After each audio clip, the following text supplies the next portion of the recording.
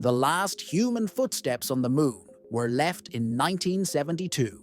Since then, it has remained silent, untouched, a distant witness in our night sky. Now, that silence is about to end. The Artemis program is not Apollo repeated, it is Apollo transformed. A mission not just to visit, but to build, to stay, and to turn the moon into a launch pad for the future of exploration. This is more than a return. It's the beginning of an era where the moon becomes part of human civilization. Why go back? Why invest billions in returning to a place we already reached half a century ago? The answers lie in science, survival, and strategy. At the moon's south pole, inside craters so deep they never see sunlight, lies a hidden treasure: frozen water ice. For astronauts, that ice could be life itself. Water to drink, oxygen to breathe, and when split into hydrogen and oxygen, the very fuel that could power rockets deeper into the solar system. If we can learn to use it, the moon becomes a refueling station, a gateway, not a dead end. There's also the science. Unlike Earth, the moon has no weather, no oceans, no tectonic plates to erase its history. Every crater, every layer of soil is a record of the early solar system. Studying it could reveal what Earth itself was like in its violent youth, and perhaps how life gained a foothold here. Then there's preparation. Mars is the ultimate prize, but it's dangerous and distant, months away instead of days. Before we can survive there, we must prove we can live off-world closer to home. The moon is our training ground, where mistakes are survivable and success can teach us how to endure in deep space. And finally, there's strategy. The moon is no longer just a scientific target. It's a frontier of international competition and cooperation. The United States, China, Europe, and private companies all see the lunar South Pole as the next high ground in space. Whoever learns to use its resources first could shape the future of exploration for generations. Artemis is not one mission, it's a campaign, each step designed to take us farther. Artemis I launched in November 2022. An uncrewed Orion spacecraft rode the Space Launch System, circled the moon, and traveled farther than any vehicle built for humans had ever gone, 64,000 kilometers beyond it.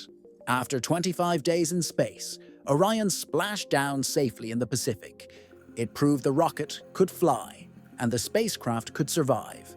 The first rehearsal for humanity's return.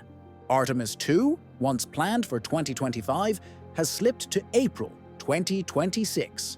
4 astronauts will ride Orion on a 10-day mission around the moon, the first people to leave Earth orbit since Apollo 17 in 1972. From their windows, Earth will shrink into a blue marble against the blackness of space.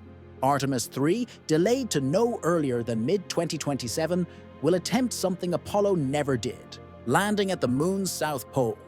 Using SpaceX's Starship human landing system, astronauts will descend into polar shadows where sunlight never reaches.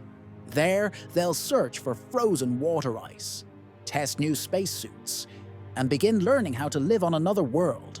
Artemis IV, scheduled for late 2028, will carry the first modules of the Lunar Gateway, a small space station orbiting the moon to support landings, research, and international crews. Then, Artemis V, in the early 2030s, will expand the gateway and extend surface expeditions, with astronauts staying on the moon for weeks at a time. Step by step, despite delays, Artemis is transforming the moon from a place we once visited into a place we can return to, again and again. But none of it happens without the machines built to get us there. Rockets, spacecraft, landers, and suits, the technology carrying Artemis forward.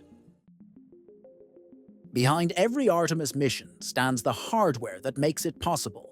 Rockets, spacecraft, landers, and suits, each one a leap in engineering. At the center is the Space Launch System, or SLS. It's taller than the Statue of Liberty and produces almost 4 million kilograms of thrust at liftoff. That's more power than Saturn V, the rocket that carried Apollo to the moon.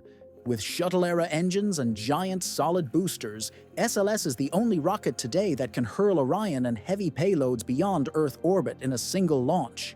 On top sits Orion, NASA's new crew spacecraft. Compared to Apollo, it's larger, roomier, and designed to support astronauts for weeks instead of days. Its heat shield is the biggest ever built to withstand re-entry speeds of nearly 40,000 kilometers per hour, faster than any spacecraft returning to Earth today. Its European-built service module provides propulsion, power, and life support, making it a true deep space vessel. Orbiting the Moon in later missions will be the Gateway. Smaller than the ISS but serving a very different role, Gateway will be a staging point, a place to dock, refuel, run experiments, and prepare landers for the surface. Unlike the permanently crewed ISS, it will host rotating crews for weeks at a time, bridging Earth and the Moon. For landings, NASA has turned to SpaceX's Starship human landing system. At over 50 meters tall, it's bigger than Apollo's entire Saturn V third stage and lander combined. Starship will ferry astronauts down to the lunar surface with more cargo and crew capacity than any lander ever built, opening the door to larger expeditions. And on the surface, astronauts will wear next-generation spacesuits built by Axiom Space and Collins Aerospace. Unlike Apollo's stiff suits, these are flexible, lighter, and engineered for the extreme cold of the lunar South Pole. They'll allow astronauts to kneel, climb, and work in terrain Apollo never reached. Together, these machines form the backbone of Artemis. Without them, the vision stays on paper. With them, the Moon becomes a place humans can not only visit, but begin to use. But what exactly will we learn once we set foot on untouched ground at the lunar South Pole? The Moon is not just a destination. It's a laboratory. Artemis Missions will carry experiments designed to answer questions that Earth alone cannot. At the top of the list is water ice at the lunar South Pole. NASA's upcoming Viper rover, short for Volatiles Investigating Polar Exploration Rover, will scout the terrain before astronauts arrive. It will drill into the soil, measure ice concentration, and map how water is distributed. For Artemis crews, that means knowing exactly where resources are and how to use them. The lunar soil, or regolith, will also be sampled in ways Apollo never attempted. Scientists want to drill deeper, collect cores, and compare soils from sunlit regions and permanently shadowed craters. Each sample is a record of billions of years of impacts, a history Earth has long since erased. By studying them, researchers can reconstruct how water, asteroids, and even organic molecules traveled through the early solar system. Radiation is another frontier. Beyond Earth's magnetic shield, astronauts will face cosmic rays and solar storms directly. Artemis crews will carry radiation monitors to track exposure in real time, along with biological experiments to see how human cells respond. The data will guide the shielding we'll need for Mars. And Artemis will expand astronomy itself. Plans call for deploying radio telescopes on the far side of the Moon, where Earth's constant noise can't interfere.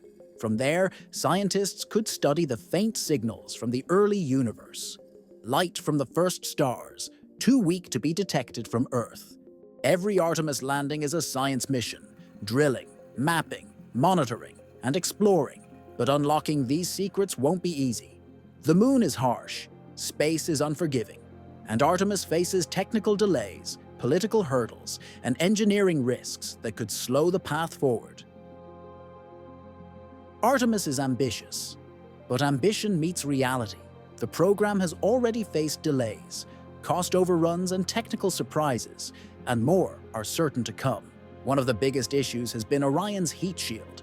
During Artemis I, pieces of it charred and eroded more than expected on re-entry. Engineers are redesigning parts of it before astronauts fly, but this has already pushed Artemis II into 2026. The Space Launch System is another challenge. At nearly $4 billion per launch, it's powerful but costly. Each flight requires new boosters and engines. unlike reusable rockets now flying in the private sector.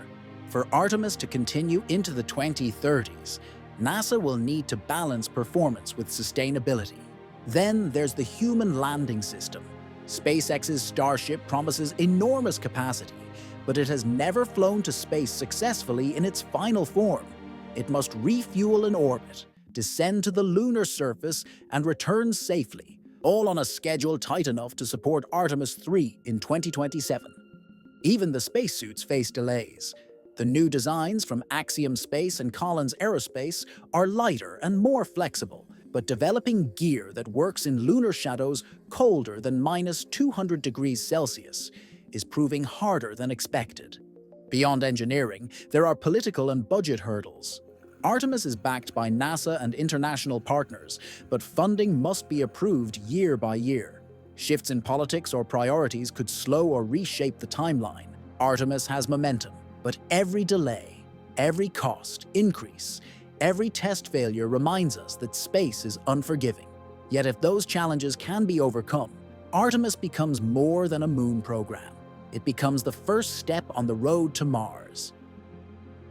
Artemis is not the finish line. It's the foundation for something bigger, humanity's push toward Mars. The moon is only 3 days away, but Mars is months. To get there, astronauts will need to survive radiation, recycle air and water for years, and use local resources instead of hauling everything from Earth. Artemis is the proving ground for all of it. The lunar South Pole will teach us how to harvest ice for fuel and life support. The Gateway Station will test long-duration operations beyond Earth's protection. New landers and habitats will show whether we can build and maintain structures in deep space. Every mission is practice for the Red Planet. International partnerships are also part of the plan. Just as the International Space Station became a global project, Artemis and the Gateway are bringing in space agencies from Europe, Japan, and Canada. That same cooperation will be needed when humans finally set their sights on Mars. NASA's long-term goal is to land astronauts on Mars in the 2030s. It won't be a single mission, but a series, assembling ships in orbit, staging from the moon, and sending crews on journeys lasting years. Artemis is the dress rehearsal for that future. For the first time in history, humanity has a clear path, from Earth to the moon and on to Mars. Artemis is the bridge, the program that could turn exploration into permanence and dreams into reality. The question now is simple. Will we take the next giant leap? Apollo showed what was possible. Artemis shows what comes next. For the first time in 50 years, humans are preparing to return to the moon, not to leave footprints and flags, but to stay, to harvest its ice, study its history, and use it as a stepping stone toward Mars. The road is long, the challenge is real.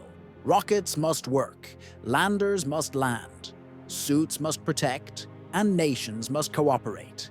But if Artemis succeeds, it will mark the moment when humanity stopped being confined to Earth and began building a future among the stars. The next giant leap is no longer a dream, it's a plan in motion. This has been Scientific Facts. If you enjoyed the video, give it a like and subscribe for more journeys into space science and exploration.